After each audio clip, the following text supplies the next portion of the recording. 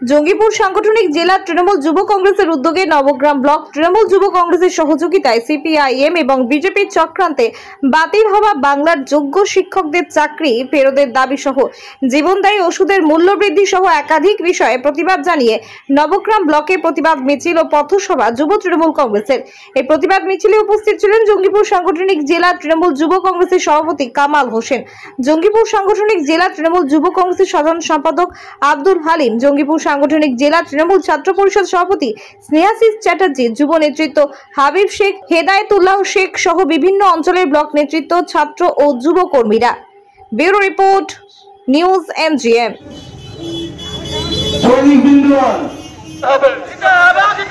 সম্পত্তি ফিরিয়ে দিতে হবে, বিল মানছি না, মানব না, আইন মানছি না, মানব না, আইন মানছি না, মানব না। তুমি এগিয়ে চলো, আমরা তোমার সাথে আছি, অভিষেক বানাচ্ছে, এগিয়ে চলো। আরে ছাত্র যুব রাজপথে বিজেপি তুমি হুঁশিয়ার, বিজেপি হটাও, বিজেপি হটাও, অমিত শাহর কালো হাত ভেঙে দাও, গুড়িয়ে দাও, ভেঙে দাও, গুড়িয়ে দাও। বাংলার মানুষের সাথে ছাত্র যুব লড়ছে, লড়বে, লড়ছে, লড়বে। জিন্দাবাদ, জিন্দাবাদ, জিন্দাবাদ, অভিষেক ব্যানার্জি জিন্দাবাদ, জিন্দাবাদ, জিন্দাবাদ।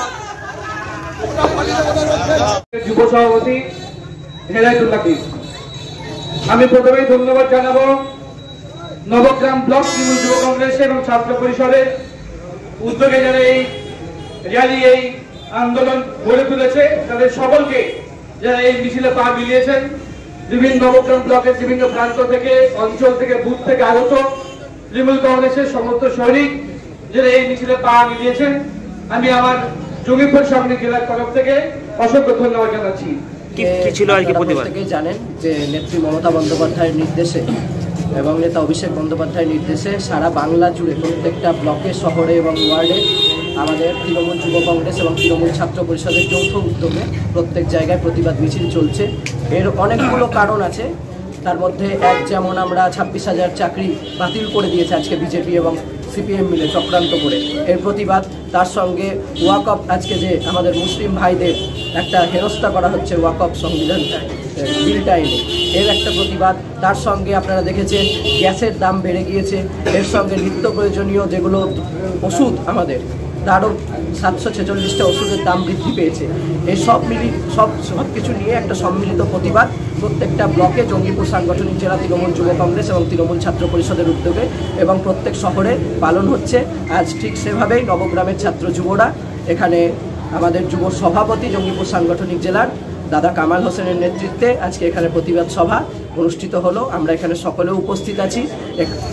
সিপিএম এবং বিজেপির যেভাবে চক্রান্ত করে বাংলার প্রায় 26,000 শিক্ষকের চাকরি কেড়ে নিয়েছে, সেই চাকরি কীভাবে ফেরত দেওয়া যায়, আমাদের মাননীয় মুখ্যমন্ত্রী মমতা বন্দ্যোপাধ্যায় আপ্রাণ চেষ্টা করছে এবং ছাত্র যুবদের নির্দেশ দিয়েছে মানুষকে সজাগ করতে, যে কিভাবে বা কেন তারা চক্রান্ত করে শিক্ষকদের চাকরিটা খেয়ে নেবে। তারা আজকে রাস্তায় নেমে গেছে এবং তাদের সঙ্গে আমরাও রাস্তায় আছি, তার জন্যে আজকে এই প্রতিবাদ। 26,000 শিক্ষক শিক্ষিকার যে চাকরি কেড়ে নিয়েছে বিজেপি এবং সিপিএমের যৌথ ষড়যন্ত্রে, তার প্রতিবাদে সারা পশ্চিমবঙ্গের সমস্ত ব্লক এবং শহর জুড়ে তৃণমূল ছাত্র পরিষদ এবং যুব তৃণমূল কংগ্রেসের উদ্যোগে একটা প্রতিবাদ মিছিল হচ্ছে। সেই অনুপাতেই আজকে জঙ্গিপুর সাংগঠনিক জেলার প্রত্যেকটা ব্লকে এবং শহরে এই প্রতিবাদ সভা হচ্ছে। ঠিক সেভাবেই নবগ্রাম ব্লকে এখানকার তৃণমূল যুব কংগ্রেসের সৈন্যরা সম্মিলিতভাবে একটা বিশাল র্যালির আয়োজন করেছে এবং এখানে এই র্যালির মাধ্যমে মমতা বন্দ্যোপাধ্যায়ের যে বাণী, সেই বাণীগুলো আমরা ছড়িয়ে দিয়েছি। আমার সঙ্গে রয়েছে আমার ভাতৃপ্রতিম জঙ্গিপুর সাংগঠনিক জেলার ছাত্র সভাপতি ভাই স্নেহাশিস এবং তৃণমূল কংগ্রেসের একগুচ্ছ নেতৃত্ব।